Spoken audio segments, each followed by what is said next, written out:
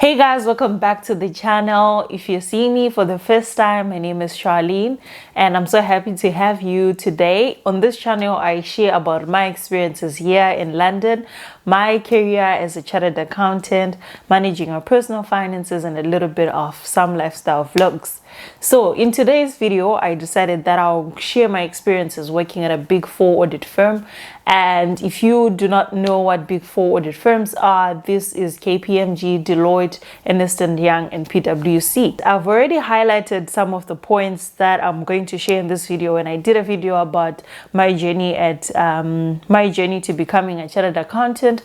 But in today's video, I'm just going to mostly focus on the actual training, on the specific details of what I was actually doing, the work that I was performing at the audit firm, the professional exams that I had to write for me to then now qualify. So I hope this video will be helpful in answering to someone who may now be starting maybe their own 3-year training on what to expect. This may vary depending on the person, but this is mostly based on my own experiences. So let's get right into the video. So I did my internship at KPMG. It was a 1-year internship.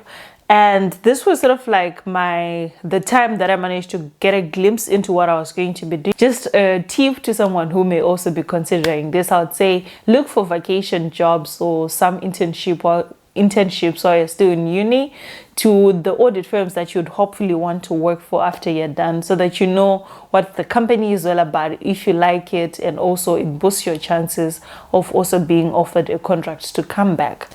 So the work that I was doing as an intern, to be fair, it was mostly very administrative.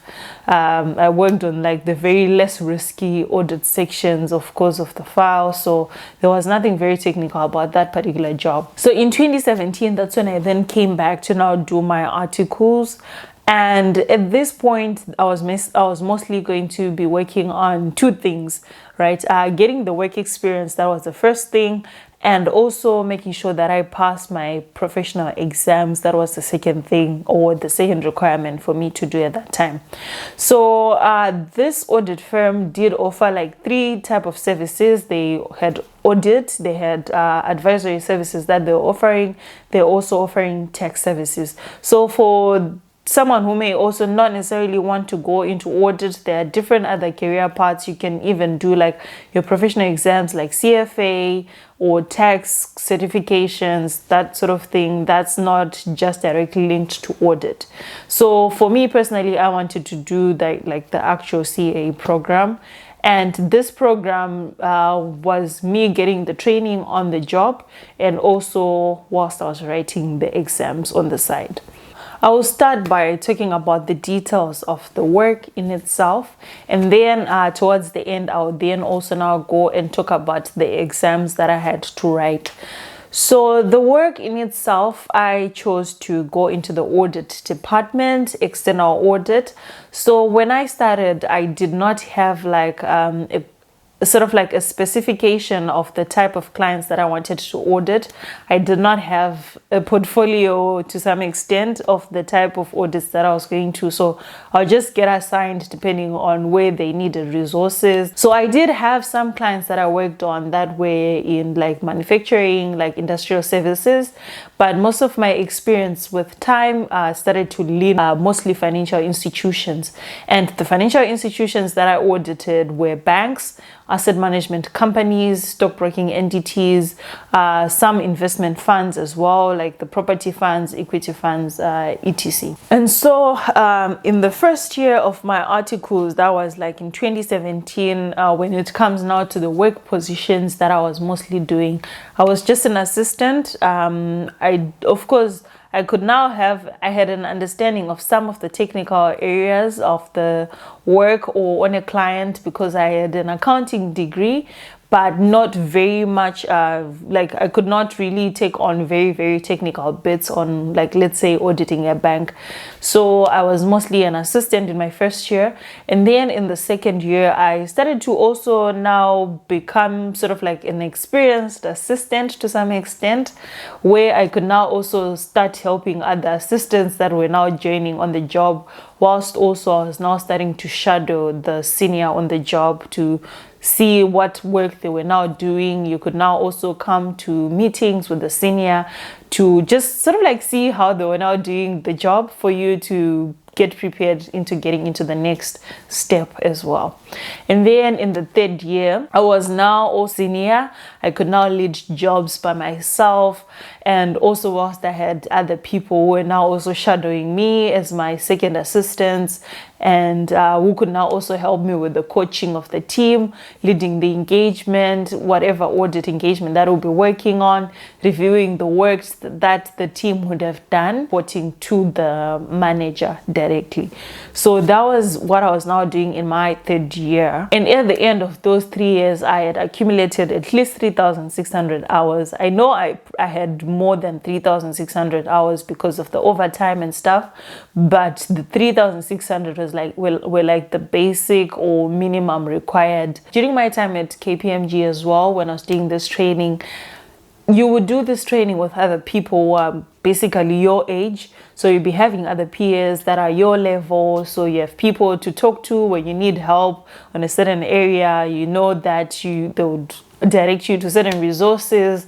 And these people were very, very smart people. To be honest, in my own career, I think the people that I worked with at that particular audit firm were like very, very smart. I don't think I was really anywhere close to being smart as those guys. So I think having such connections with people who you know that they are very, very smart people, they always know the answers to like the technical bits, it always made the job easy, and you can also even laugh about the problems and the challenges that you guys will be facing. And for me to now do the professional qualification, we were so lucky because the audit firm did pay for our school fees whilst they were getting the training. So the first year, I think they paid about 2,300, and also in the second year, we paid another 2,300. But then, of course, there will be like some additional things like getting some books, some study material and stuff. So I would say roughly about 5,000 US dollars for you to get the diploma only. And then in addition to that, we had to write various board exams where they also did pay some extra money for us to get the trainings and for us to write the actual board exams as well. So that was like the good thing about it. I think most firms do pay for the school fees for their trainees, which does help.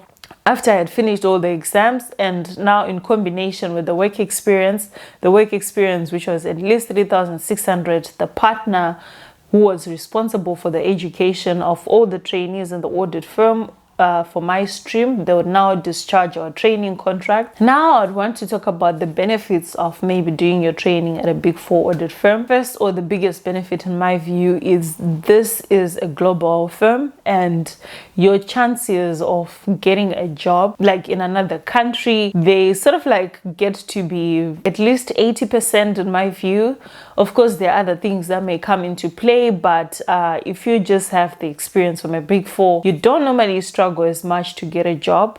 You can find a job in whatever country you want to go. You can even move across the same audit firm network. So let's say someone who trained at PwC, they can even find another job at another PwC in another country so easily.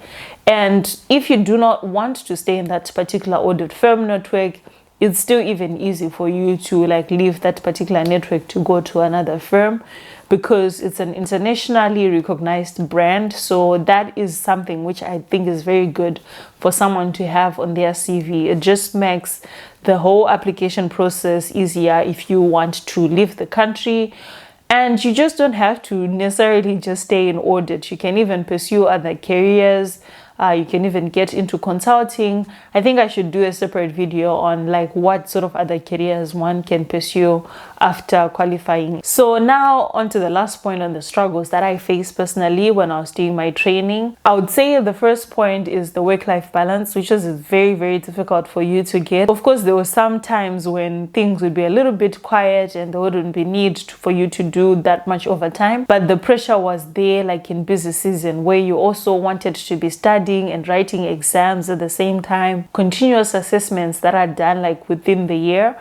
those would always like tend to suffer if it's around like crunch time when you have client deadlines to meet. So you'd always need to play like so much catch up on weekends for you to now study as much as you can.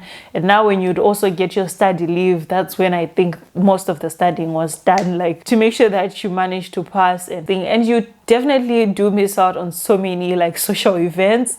You miss out on friends' weddings, you even like lose certain friends. So I think it's also a good thing if someone has family or friends or people that they value who understand what sort of work they are still trying to do, who will be there to stick around for you whilst you are doing the studying. But then this does not mean that it's something that's not doable. I know of people who were married and who had kids whilst they were doing this, and some would even like get in the national top 10.